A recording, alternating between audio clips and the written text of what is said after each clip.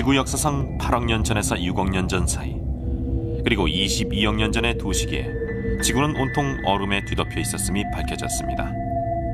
전체가 얼어붙은 지구.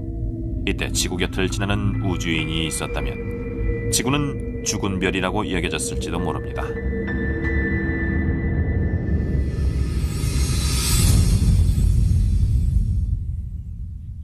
평균 기온 영하 50도. 육지는 남극 대륙처럼 두터운 얼음에 덮였고 바다는 1000m 깊이까지 얼어붙었습니다. 당시엔 아직 미생물이었던 생명은 전멸의 위기에 몰렸죠. 이런 동결 현상은 수백만 년에서 수천만 년이나 계속됐습니다.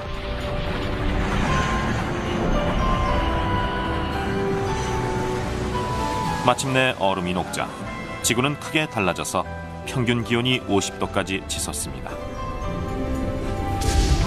지금의 허리케인과는 차원이 다른 아주 거대한 허리케인이 생겨나서 살아남은 소수의 미생물을 위협했습니다.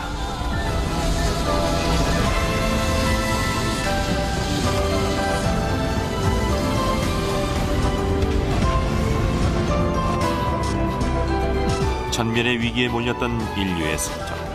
하지만 겨우겨우 살아남은 후에 갑자기 커다란 진화를 이룹니다. 세균이었던 인류의 선조는 22억 년 전에 지구 동결 현상을 겪은 후 진핵 생물이라는 크기가 약 1000배의 미생물로 진화했죠. 그리고 6억 년 전의 지구 동결 현상 후엔 지구 역사상 최초의 대형 생물로 진화했습니다. 지구 동결 현상을 경험할 때마다 크고 복잡하게 진화해온 생명. 인류의 선조가 크게 변한 것과 지구 동결 현상 사이엔 과연 어떤 관계가 있을까요?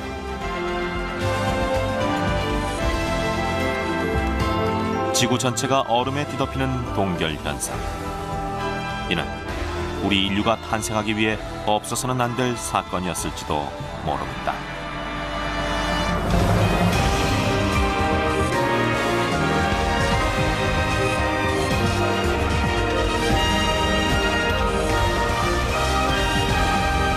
지구가 얼음에 뒤덮인다고 하면 제일 먼저 2만 년 전의 빙하기가 떠오를 겁니다. 지구 동결 현상에 앞서 최근에 일어난 빙하기의 실체를 알아보는 여행을 떠납니다. 찾아간 곳은 미국 뉴욕으로 마천루에 둘러싸인 센트럴 파크입니다.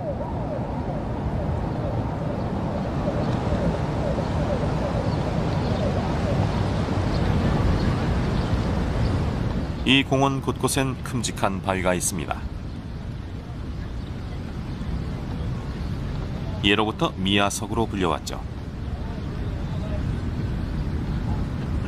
공원의 지면과 전혀 다른 성분을 지닌 수수께끼의 바위였으니까요. 마치 멀리서 길을 잃고 떠돌다 온 것처럼 보여서 그런 이름이 붙여졌죠. 노아의 홍수 같은 대홍수가 운반해온 것으로 여기기도 했지만 사실 미아석을 옮겨온 건 최근의 빙하기에 이곳을 뒤덮었던 빙하였습니다.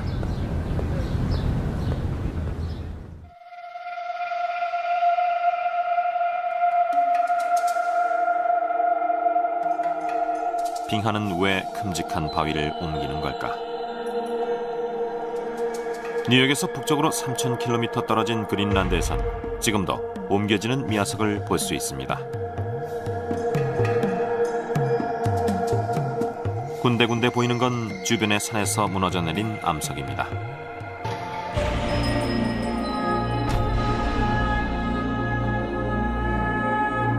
빙하는 1년에 몇 미터라는 느린 속도로 움직이죠. 바위는 그 흐름에 실려서 머나먼 곳까지 옮겨집니다.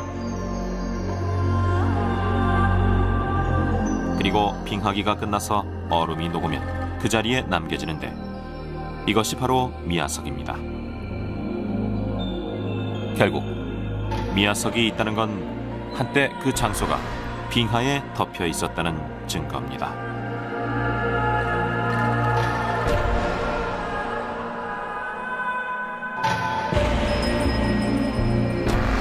과학자들은 미야석 같은 빙하가 만들어 놓은 퇴적물의 분포를 조사함으로써 빙하기에 빙하가 어디까지 퍼져 있었는지를 추적해 왔습니다.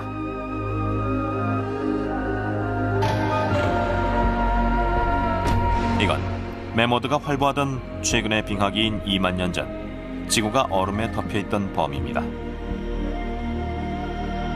뜻밖에도 빙하기라곤 해도 얼음에 덮인 건 극히 일부입니다.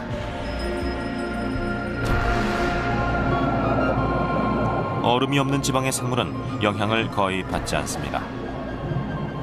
오히려 얼음을 피해온 동물들이 모여들어서 좀 더 붐볐을 가능성마저 있습니다.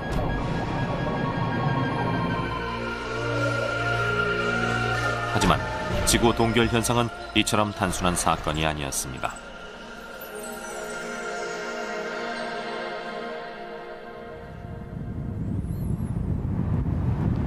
캐나다 휴런 호수 북쪽에 있는 숲입니다.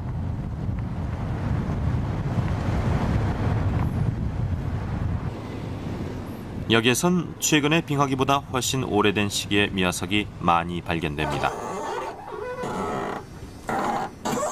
이곳 온타리오주 지질조사소의 마이크 헤일스톤입니다. 요즘엔 전 세계에서 찾아오는 연구원들을 안내하느라 바쁜 나날을 보낸다는군요. 여러분께 보여드리고 싶은 게 이겁니다. 바위에 들어박힌 이 돌은 시생대 화강암의 표력으로 24억 년 전의 것이죠. 24억 년 전의 빙하작용으로 생성된 규산질 퇴적암입니다. 미야석과 마찬가지로 빙하에 의해 옮겨진 무수한 돌과 자갈이 지층 속에 갇혀 있습니다. 빙하 퇴적물로 불립니다. 휴런 호수 주변 곳곳에선 24억 년 전에서 22억 년 전 사이에 빙하 퇴적물이 발견됩니다.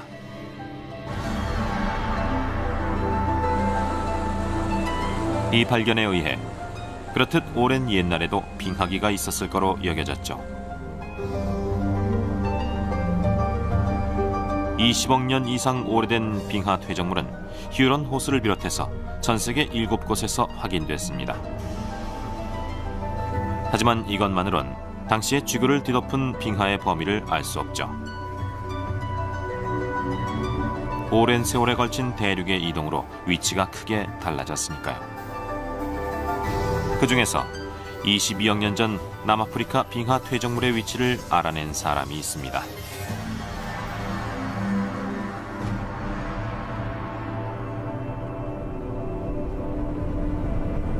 자기력 전문가, 캘리포니아 공과대학의 조셉 커시빙크 박사입니다.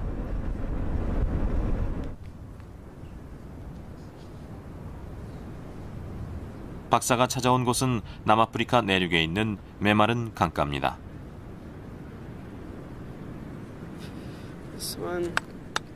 강둑엔 울퉁불퉁한 바위 덩어리가 드러나 있습니다. 이건 무려 22억 년 전에 뭉쳐진 모습 그대로 보존돼 있는 용암이라고 합니다.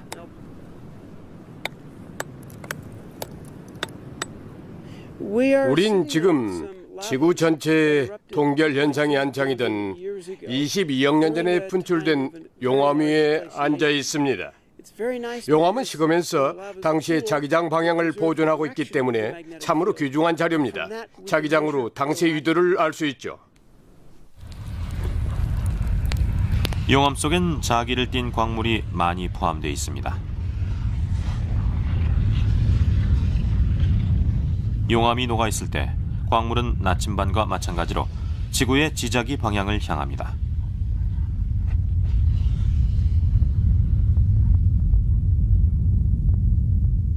그리고 식어서 굳어지면 그 방향이 영원히 기록되죠. 그래서 자기의 방향이 지구의 자력선 각도와 일치하는 점을 찾아내면 용암이 식어서 굳을 당시에 그 장소의 위도를 알 수 있습니다. 견본을 미국으로 가져온 후 완전히 밀폐된 방에서 미약한 자기를 검출합니다.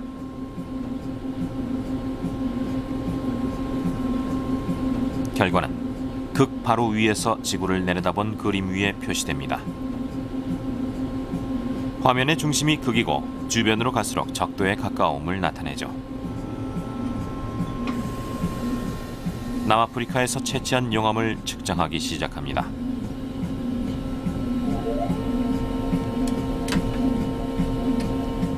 주변부에 점이 나타납니다.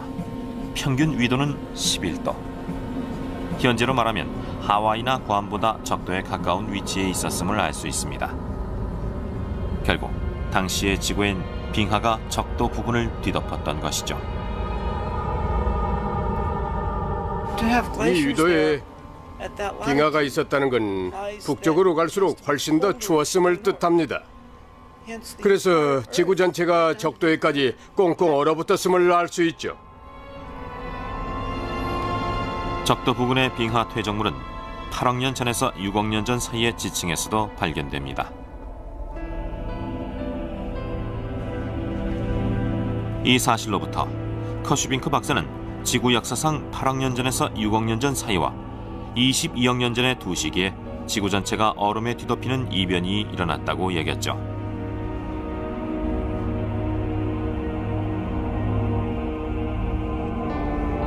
얼음은 수백만 년에서 수천만 년 동안이나 지구를 덮고 있었다고 합니다.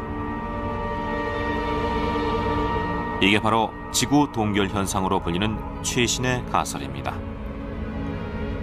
우주에서 바라보면 지구는 크게 두 시기에 걸쳐 거대한 눈덩어리로 보였을 겁니다.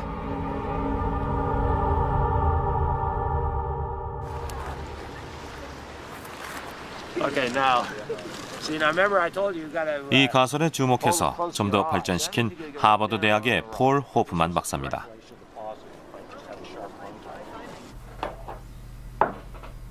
박사는 지구 동결 현상이 최근의 빙하기보다 훨씬 더 심각한 이변이었다고 합니다. 물론 지구 동결 현상의 영향은 훨씬 더 심각할 겁니다. 생물들이 열대 지방으로 도망치려고 애쓰지만은 결국은 얼음이 열대 지방 바다까지 완전히 뒤덮고 말 테니까요.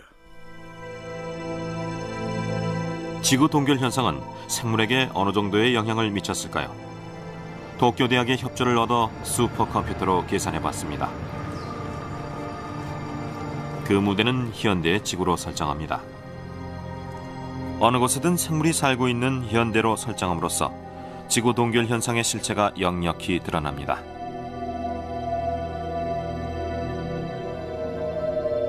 북위 36도에 위치한 도쿄. 최근의 빙하기엔 얼음에 뒤덮이지 않았습니다.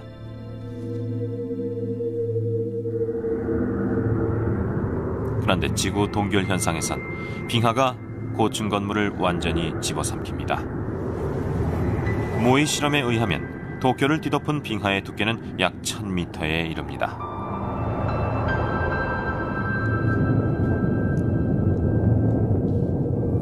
빙하는 처음엔 천천히 퍼집니다.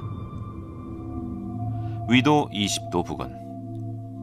현대 지구로 치면 하와이나 쿠바 근처까지 빙하가 도달하는 데는 100만 년대의 시간이 걸릴 것으로 보입니다. 그 사이에 생물 대부분은 열대지방으로 피신했을 겁니다. 하지만 위도 20도를 넘자 빙하는 순식간에 속도를 높여서 불과 수십 년 만에 적도에 도달합니다.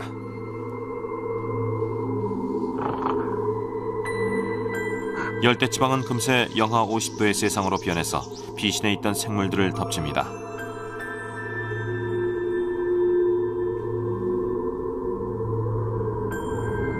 식물이 사라지자 먹이사슬이 뿌리째 파괴됩니다. 식물이 없으면 초식동물도 육식동물도 살아남을 수 없죠.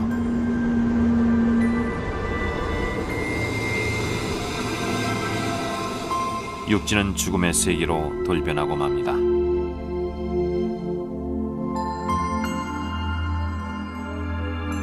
바다도 마찬가지입니다. 호프만 박사에 따르면 바다는 수심 1000m까지 얼어붙을 거라고 합니다. 헤엄칠 수 있는 생물은 얼음 밑으로 도망칠지도 모릅니다. 하지만 그곳은 햇빛이 전혀 닿지 않는 깊이입니다. 광합성을 하는 식물성 플랑크톤이나 해조류는 살 수 없습니다.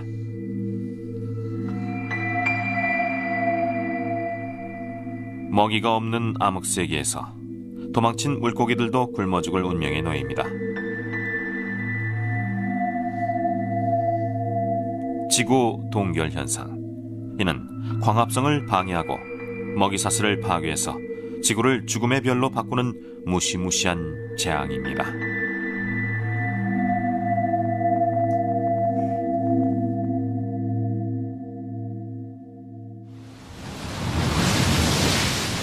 지구 동결 현상은 왜 일어났을까요? 그 원인은 확실치 않지만 온실 효과 가스가 어느 형태로든 관련돼 있다고 여겨집니다.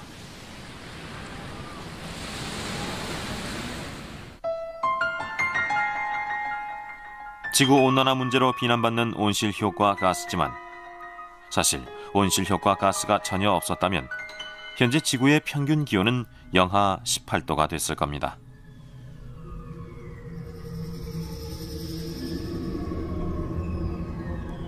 지금의 지구는 적당량의 이산화탄소 덕분에 온난하게 유지되고 있습니다. 그렇지만 첫 번째 지구 동결 현상 이전인 약 20억 년 전의 지구엔 이산화탄소가 그다지 많지 않았다는 증거가 발견됐습니다. 그럼 지구는 과연 어떻게 온난하게 유지됐을까요?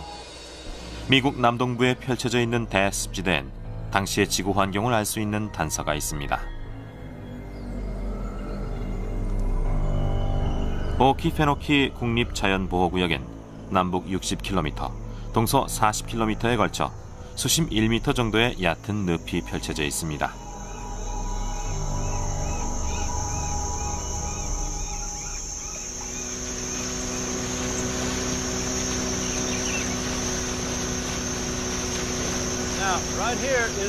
전직 교사인 돈 베리힐은 관광객이나 아이들에게 습지라는 대자연의 매력을 알기 쉽게 소개하는 자원봉사를 합니다.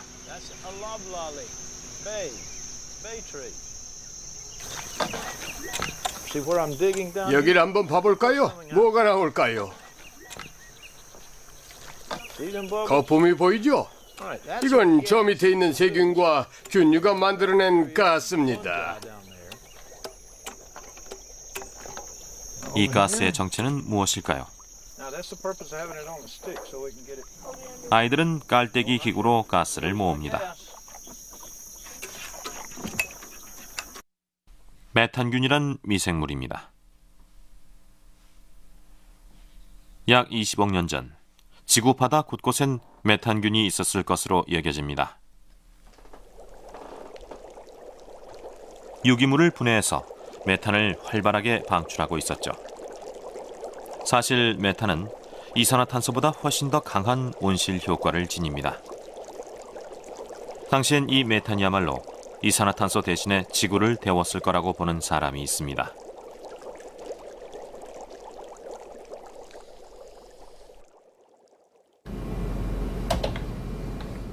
펜실베니아 주립대학의 짐 캐스팅 박사. 지구 대기 연구의 제1인자입니다. 박사는 컴퓨터를 이용한 계산으로 지구의 기온은 이산화탄소가 아닌 메탄만으로도 0도 이상 유지할 수 있음을 보여주었습니다.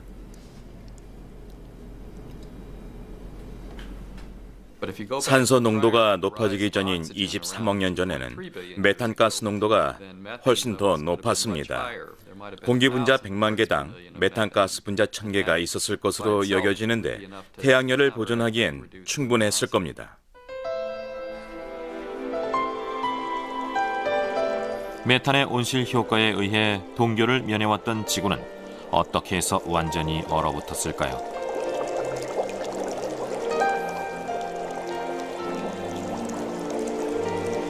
캐스팅 박사가 생각하는 시나리오입니다. 22억 년 전의 동결 현상이 일어나기 이전의 지구. 높은 농도의 메탄 때문에 대기는 붉은 빛을 띠었을 것으로 보입니다. 육지엔 식물도 움직이는 모습도 없습니다. 당시 생명은 아직 미생물로 바다에 살고 있었으니까요.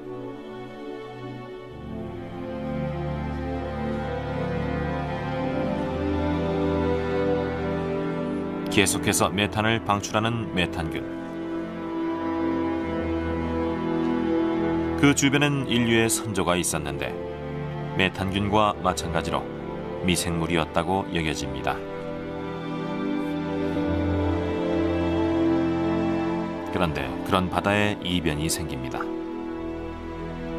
우연한 유전자 조합에 의해 전혀 새로운 생물이 탄생한 것이죠. 강합성을 하는 세균 남조류입니다. 햇빛을 이용해서 지구 역사상 최초로 산소와 영양분을 만들어내는 생물이었습니다.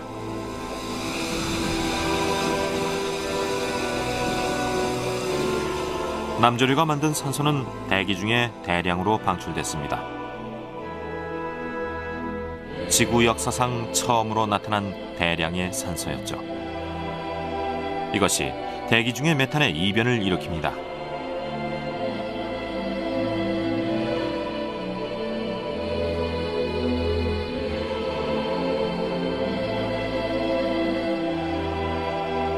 메탄가스에 불을 붙이자 타오릅니다.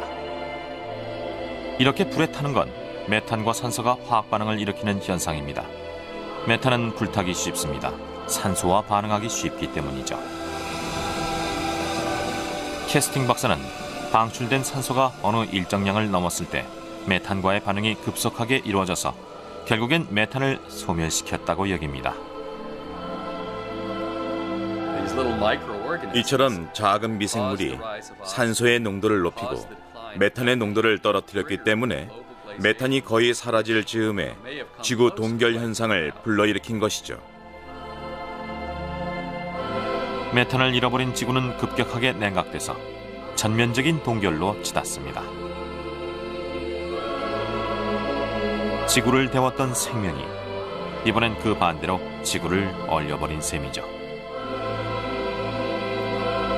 전면적인 동결 현상을 일으키고 생물을 궁지로 몰아넣은 범인이 바로 생물 자신이었을 것으로 여겨집니다.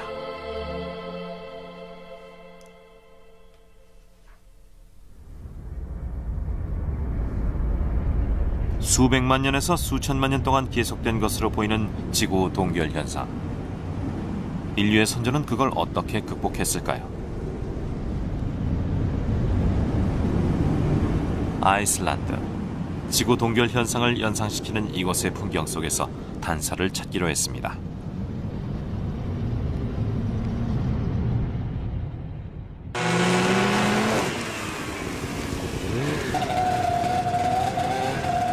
우리와 동행한 건 바이오 벤처 기업의 미생물 연구진입니다.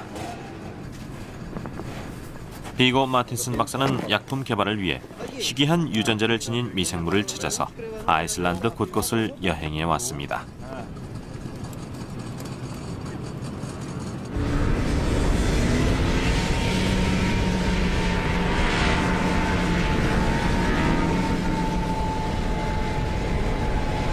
영하 20도의 얼음 대지. 빙하의 두께는 최대 1000m입니다. 겉으론 죽음의 세계로 보이는 얼음 속이야말로 미생물 연구진에겐 보물 창고라고 합니다.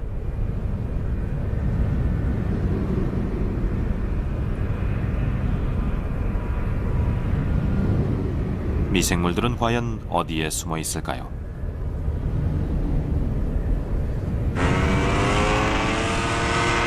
이동을 시작한 지 사흘째. 앞쪽에 흰 연기가 피어오릅니다.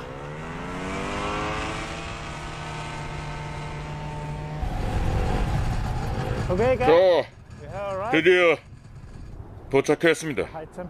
여기는 온도가 높은 지대로 땅속 깊은 곳에서부터 증기가 나오고 있습니다. 다가가서 보자 한 구석만 얼음이 녹아서 물이 흐르고 있었습니다. 온천입니다.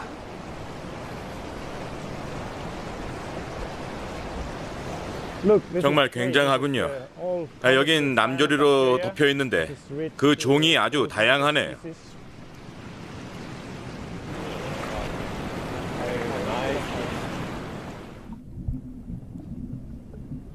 온천 안에도 수많은 미생물이 살고 있었습니다.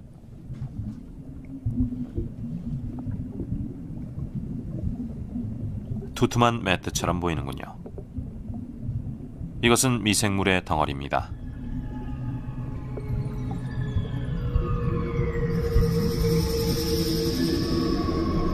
이 중에 가장 많은 건 남조류를 비롯한 녹색의 광합성 생물입니다. 그 주변엔 이들이 만들어내는 영양분에 의존하는 미생물이 모여 있습니다. 지구가 동결된 시기에 광합성 생물과 인류의 선조도 이렇게 한데 어울려서 견뎌내고 있었음이 분명합니다.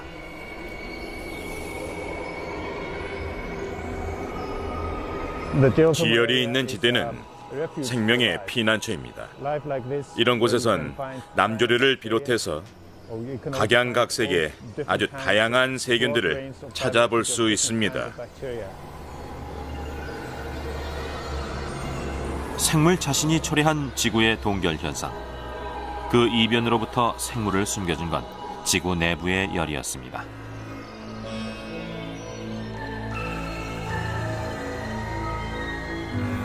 그리고 사실 이 이야기의 절정은 인류의 선조가 목숨을 겨우 부지한 후에야 비로소 나타납니다. 이건 6억 년 전에 지구 동결 현상이 일어나기 이전 인류 선조의 상상도입니다. 지금의 깃편모충이란 동물성 플랑크톤과 비슷한 미생물로 여겨집니다. 지구의 역사를 1년으로 가정하면 지구 동결 현상이 일어난 6억 년 전은 11월 중순입니다. 여기에 이르기까지 인류의 선조는 생명 역사의 80% 이상을 미생물 상태로 있었습니다. 그런데 지구 동결 현상 후 인류의 선조는 다른 생물과 함께 경이적인 진화를 이루게 됩니다.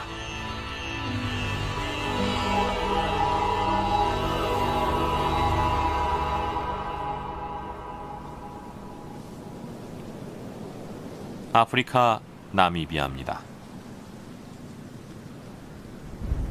여기에 남아있는 지구 동결 현상 후의 지층으로부터 이상한 화석이 발견됐습니다.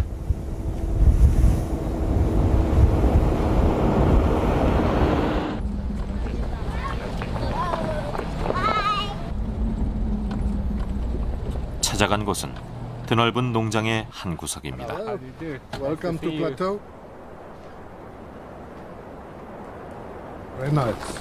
Watch that if you've got in this place. 아무렇게나 놔뒹구는 바위에 미생물들이 이룩한 도약의 흔적이 새겨져 있었습니다. Section with the rock. Here are 네, 여기 이 바위 조각이 우리가 찾고 있다. you've got 네, the 바로 그 화석입니다. impression there. 바위 표면에 보이는 검은 무늬, See the positive. 이것이 도약을 이룩한 생물의 화석입니다. 몸 길이가 무려 30cm. 이젠 이미 미생물이 아닙니다.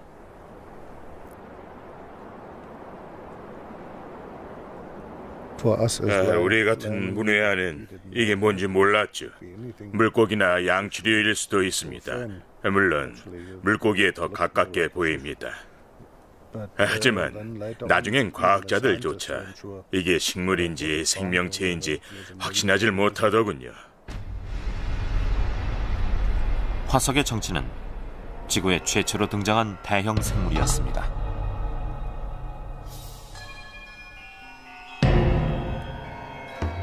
나미비아의 농장에서 발견된 생물은 프테리디듐으로 불립니다.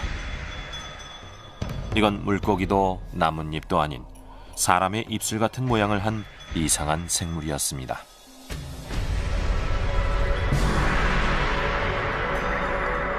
해저의 모래 속에 절반이 묻힌 채로 살았을 것으로 여겨집니다.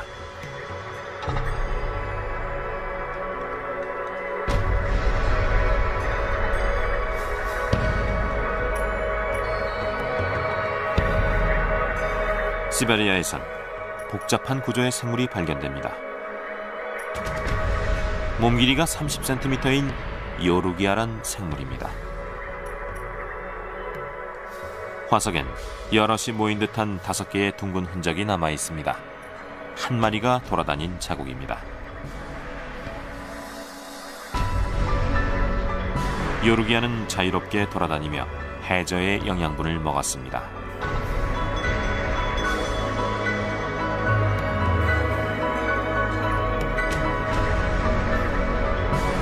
같은 시베리아에서 발견된 킴버렐라입니다.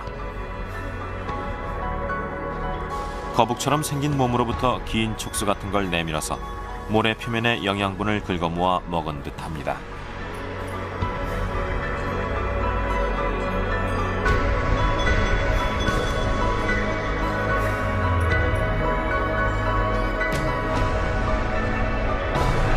이 시기에 일제히 탄생한 100종류가 넘는 대형 생물은 에디아카라 생물군으로 불립니다. 지구 동결 현상 후 지구 역사상 최초의 대형 생물이 탄생한 것이죠.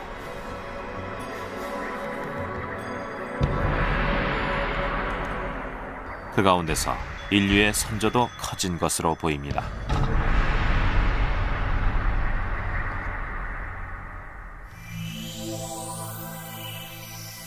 호주에서 2003년에야 발견된 이것은 아직 이름도 붙여지지 않은 생물의 화석입니다.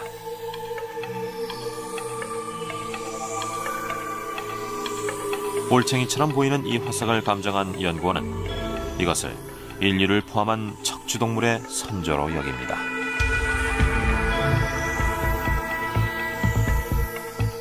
몸 길이는 6cm, 미생물로부터 10만 배나 커진 셈입니다. 30억 년 넘게 미생물이었던 인류의 선조가 마침내 눈에 보이는 생물로의 진화를 이룬 것이죠.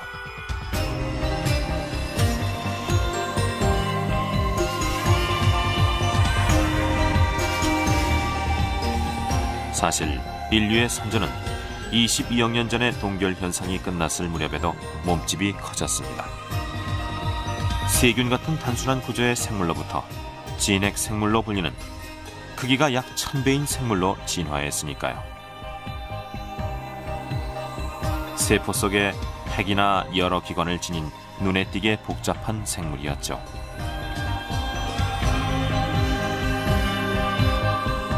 두 차례의 지구 동결 현상과 두 차례의 생물 대형화.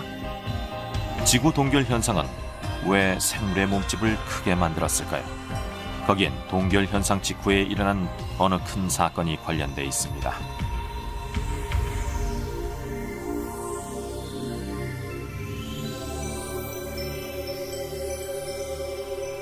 남아프리카 칼라하리 시방.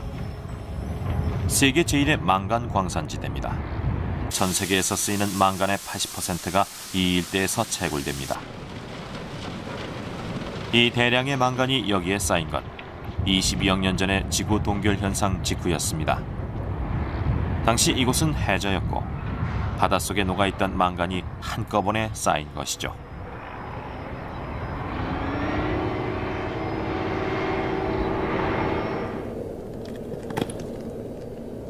광산의 지하, 망간을 파내서 만들어진 동굴입니다.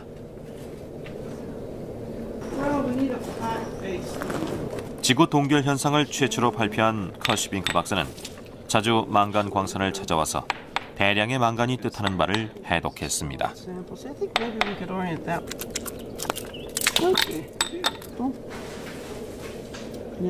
망간은 모두가 이산화 망간, 즉 망간과 산소가 결합한 형태로 퇴적됐습니다.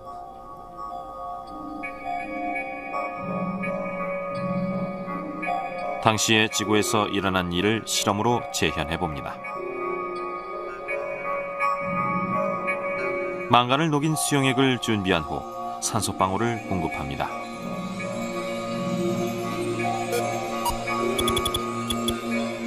갑자기 수용액이 검게 흐려집니다. 산소와 망간이 결합해서 물에 녹지 않는 이산화 망간으로 변한 다음 침전을 시작한 것이죠.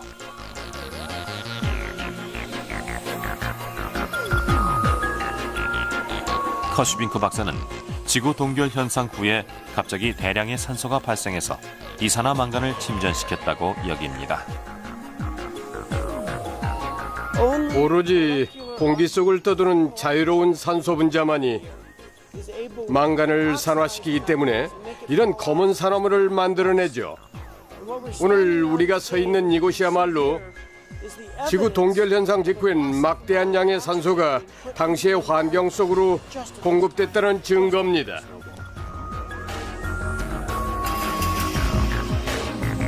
커슈빙크 박사는 애초에 거의 0이었던 산소 농도가 22억 년 전의 동결 현상 후에 약 1%가 됐고 6억 년 전의 동결 현상 후엔 현재와 같은 20%까지 상승했다고 여깁니다.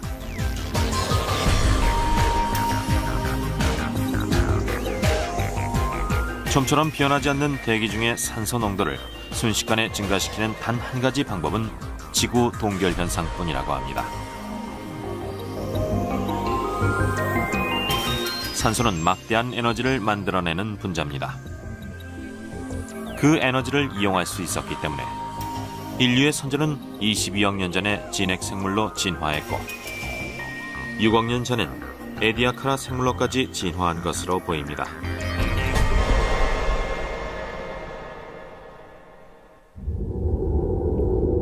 그럼 왜 지구 동결 현상 후엔 산소가 크게 발생할까요?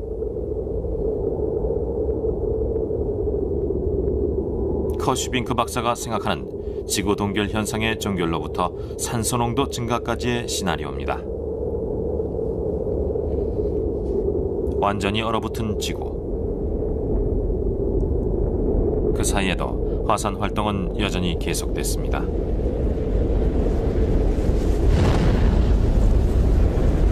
화산 가스 속에 대량의 이산화탄소가 들어있죠.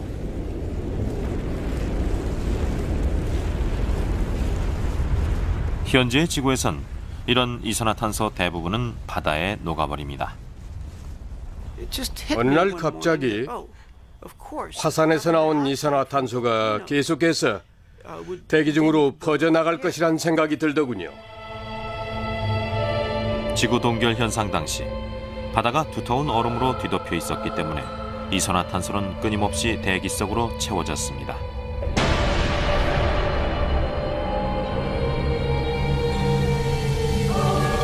이산화탄소 농도가 현재 300배에서 2000배에 이르렀을 때 강한 온실 효과로 인해 마침내 빙하는 대붕괴를 시작합니다. 당시의 평균 기온이 영하 50도로부터 무려 영상 50도까지 오르자 그때부터 얼음이 아주 급격하게 녹기 시작했습니다.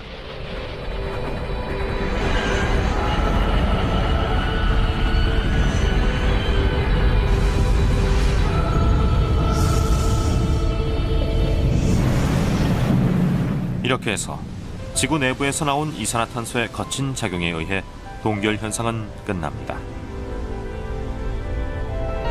생물을 숨겨줬던 지구 내부의 열이 동결 현상을 종결시키는 역할도 한 것이죠.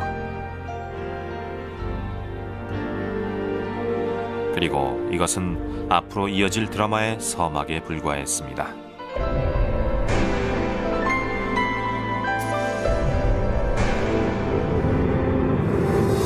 지구 동결 현상을 끝냈던 막대한 양의 이산화탄소는 얼음이 녹은 후에도 지구를 따뜻하게 유지합니다.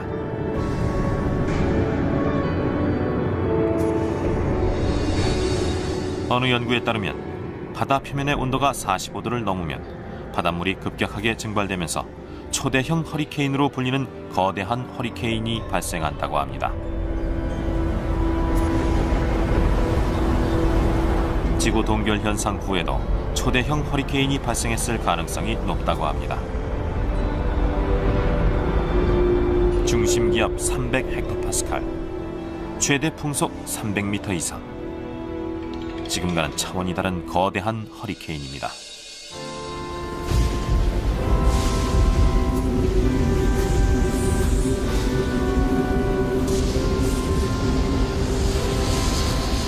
앞바다에선 거대한 파도가 발생해서 해안으로 밀어닥칩니다.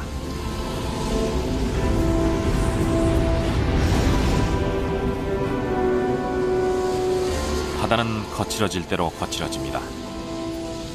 이 일이 산소가 늘어나는 걸 돕습니다.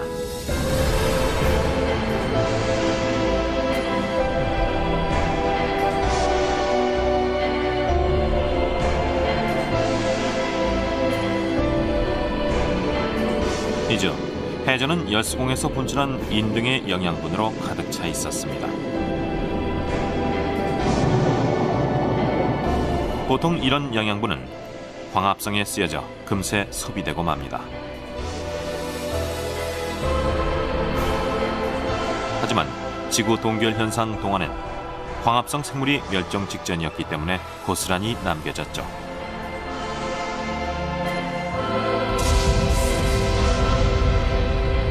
커슈빙크 박사는 초대형 허리케인이 바닷속을 격렬하게 뒤섞어서 영양분이 얕은 바다로 전해지는 걸 도왔다고 봅니다.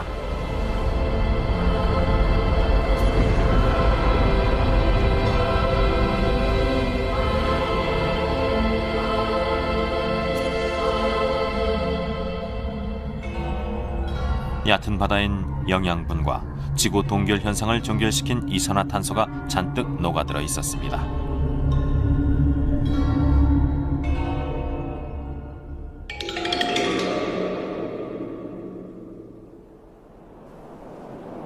거기에 햇빛이 비춰지자 어느 생물이 폭발적으로 늘어나는 조건이 갖추어집니다. 온천으로 피난해 있던 남재류 같은 광합성 생물이었죠. 이들은 광합성을 활발하게 해서 단숨에 대량의 산소를 만들어냈습니다.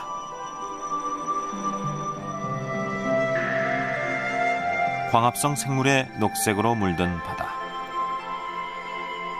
거기엔 막대한 양의 산소가 가득 차 있었습니다.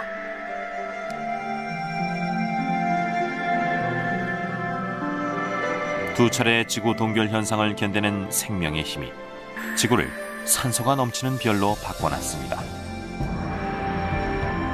그리고 그 산소가 생명을 대형 생물로 진화시켰습니다.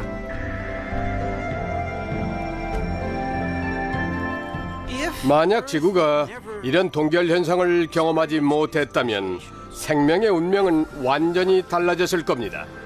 생물은 세균 수준에 머물러 있었을 테죠. 자유롭게 이동하거나 뭔가를 해낼 수도 없을 만큼 작은 몸짓으로 부연 바다에서 살아갈 겁니다. 22억 년 전과 6억 년 전, 두 차례의 생물 대형화. 그 결과로 태어난 게 인류입니다. 그 증거는 우리의 몸속에 뚜렷하게 새겨져 있습니다.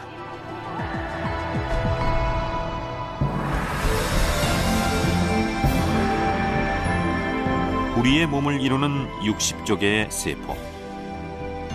이들 모두는 세포 속에 핵을 지닌 진핵세포입니다. 우린 22억 년 전의 지구 동결 현상 후에 탄생한 진핵생물의 집합체입니다.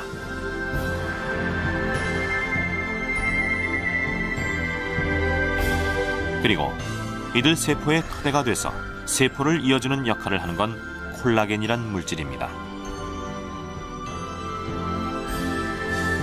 사실 콜라겐은 6억 년 전의 지구 동결 현상을 계기로 몸속에서 대량 생산됐을 것으로 여겨집니다.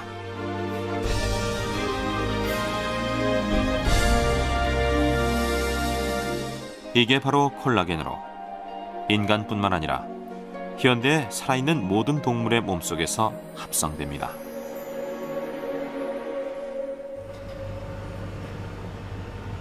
실험으로 그 특이한 작용을 확인해 봤습니다. 세포에 콜라겐을 섞어서 배양합니다.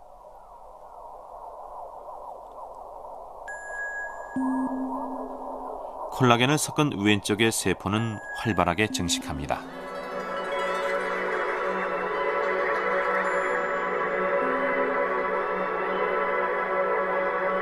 그리고 팔을 뻗듯이 하면서 서로 뭉치기 시작합니다.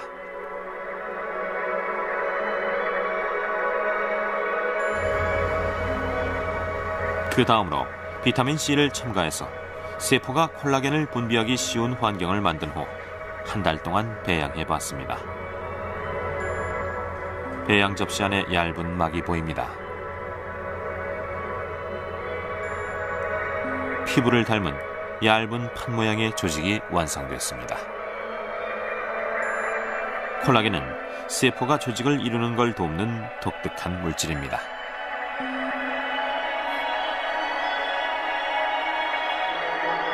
전자 현미경으로 본 세포, 그리고 콜라겐입니다.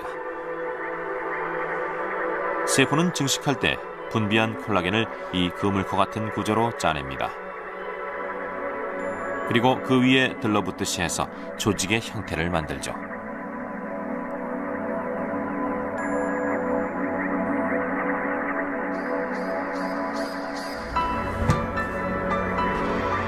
미국 스미소니언 박물관의 케네스 토우 박사는 6억 년 전의 생물 대형화는 이 콜라겐에 의해 실현됐다고 여깁니다.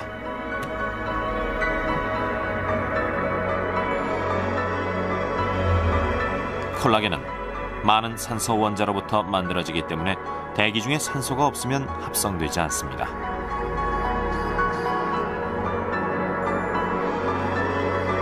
따라서 22억 년 전의 지구 동결 현상 후 대기에 산소가 늘어났을 즈음에 생물이 콜라겐을 발명했다고 여겨집니다.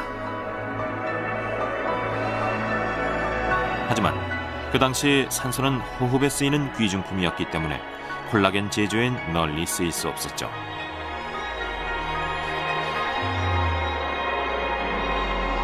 (6억 년 전) 산소 농도가 또 한 번 높아졌을 때 처음으로 콜라겐의 대량 생산이 가능해졌다고 합니다.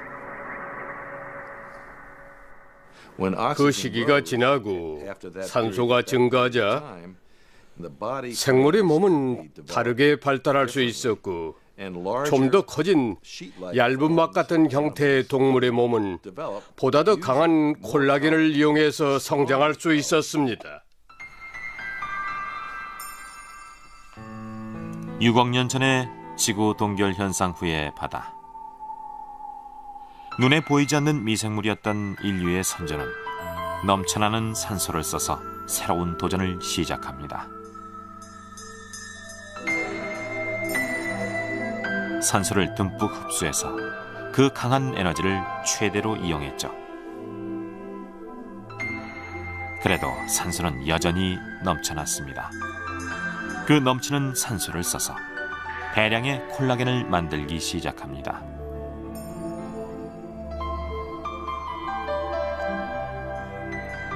미생물이던 인류의 선조는 콜라겐으로 다양한 조직을 만들어서 크게 눈에 보이는 존재가 됐습니다.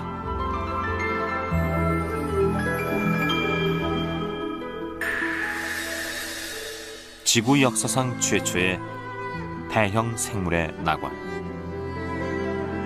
그 안에서 우리의 선조는 우리와 똑같은 기본적인 구조를 갖추기 시작했을 가능성이 있습니다.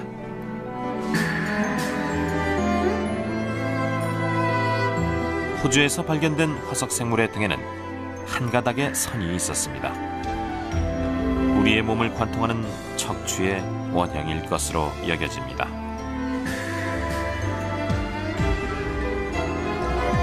머리엔 감각기관을 연상시키는 돌기가 있습니다. 우리 눈의 원형입니다. 인류의 선조는 콜라겐을 써서 복잡한 생물로의 진화 단계를 단숨에 오르기 시작했습니다.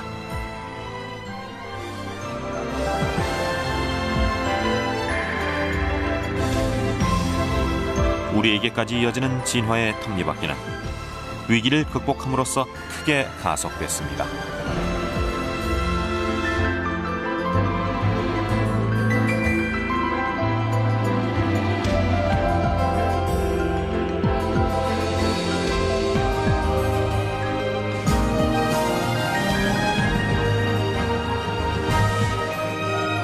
지구를 덮친 두 차례의 동결 현상.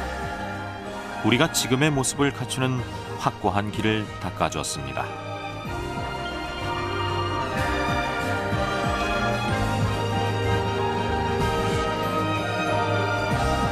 지금은 지상의 다양한 곳에서 밤낮 없이 활동을 계속할 수 있게 된 우리 인류. 그 행위는 우주에서도 볼 수 있습니다.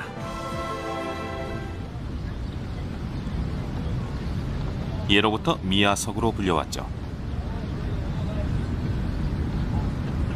공원의 지면과 전혀 다른 성분을 지닌 수수께끼의 바위였으니까요.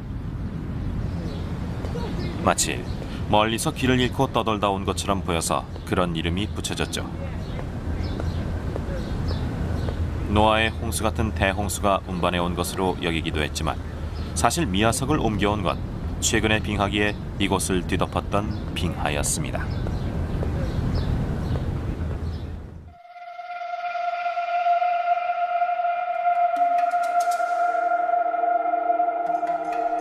빙하는 왜 큼직한 바위를 옮기는 걸까? 뉴욕에서 북쪽으로 3,000km 떨어진 그린란드에선 지금도 옮겨지는 미아석을 볼 수 있습니다. 군데군데 보이는 건 주변의 산에서 무너져 내린 암석입니다.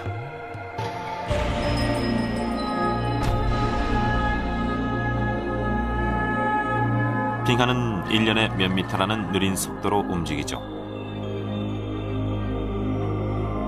바위는 그 흐름에 실려서 머나먼 곳까지 옮겨집니다. 그리고 빙하기가 끝나서 얼음이 녹으면 그 자리에 남겨지는데 이것이 바로 미아석입니다.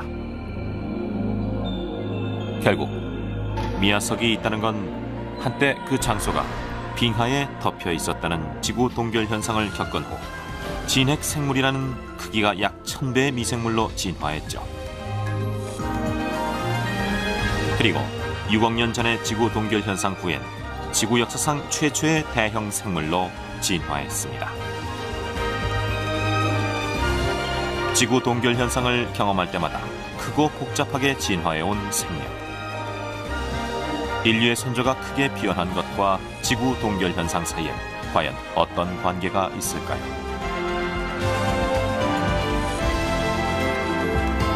지구 전체가 얼음에 뒤덮이는 동결 현상. 이는 우리 인류가 탄생하기 위해 없어서는 안 될 사건이었을지도 모릅니다.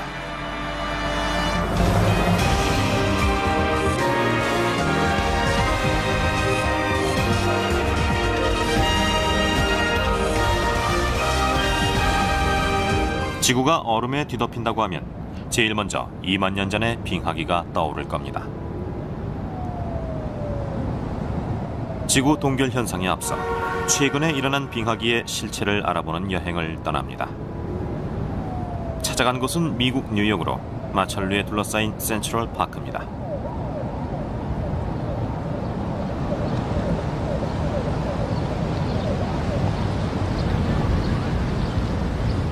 이게 보여드리고 싶은 게 이겁니다.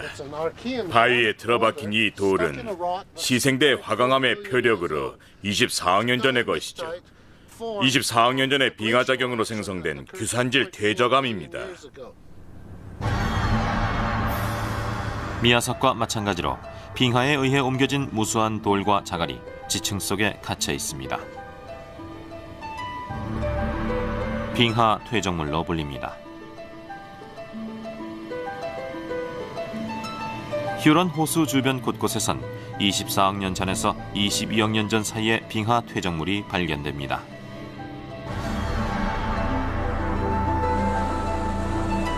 이 발견에 의해 그렇듯 오랜 옛날에도 빙하기가 있었을 거로 여겨졌죠. 20억 년 이상 오래된 빙하 퇴적물은 휴런 호수를 비롯해서 전 세계 7곳에서 확인됐습니다. 하지만 이것만으론 당시의 지구를 뒤덮은 빙하의 범위를 알 수 없죠. 오랜 세월에 걸친 대륙의 이동으로 위치가 크게 달라졌으니까요. 그 중에서 22억 년 전 남아프리카 빙하 퇴적물의 위치를 알아낸 사람이 있습니다.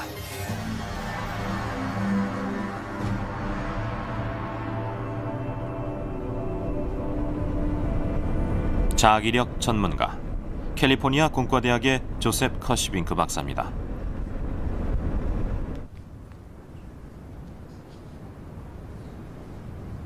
박사가 찾은 증거입니다.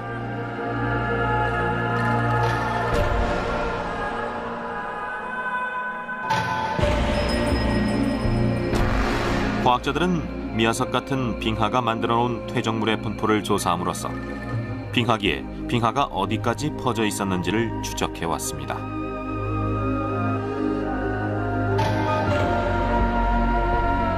이건 매머드가 활보하던 최근의 빙하기인 2만 년 전 지구가 얼음에 덮여있던 범위입니다. 뜻밖에도 빙하기라곤 해도 얼음에 덮인 건 극히 일부입니다.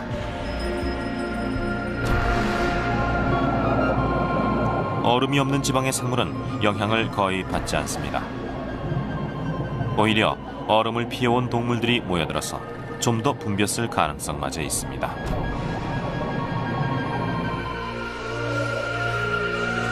하지만 지구 동결 현상은 이처럼 단순한 사건이 아니었습니다.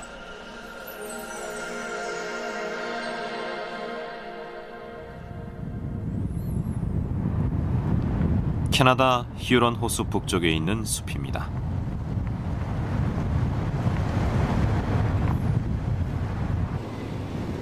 여기에선 최근의 빙하기보다 훨씬 오래된 시기의 미화석이 많이 발견됩니다. 이곳 온타리오주 지질조사소의 마이크 헤일스톤입니다. 요즘엔 전 세계에서 찾아오는 연구원들을 안내하느라 바쁜 나날을 보낸다는군요.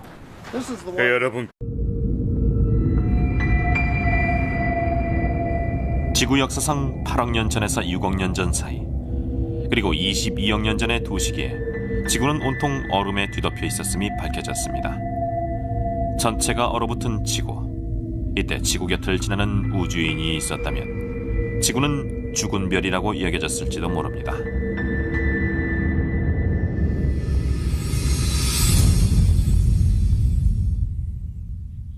평균 기온 영하 50도. 육지는 남극 대륙처럼 두터운 얼음에 덮였고 바다는 1000m 깊이까지 얼어붙었습니다. 당시엔 아직 미생물이었던 생명은 전멸의 위기에 몰렸죠. 이런 동결 현상은 수백만 년에서 수천만 년이나 계속됐습니다.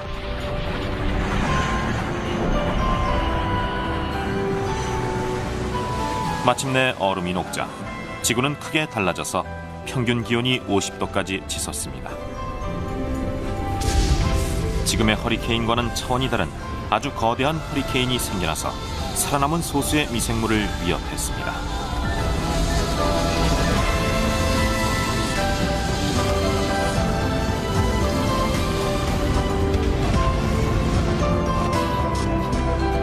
전멸의 위기에 몰렸던 인류의 성적. 하지만 겨우겨우 살아남은 후에 갑자기 커다란 진화를 이룹니다. 세균이었던 인류의 선조는 22억 년 전에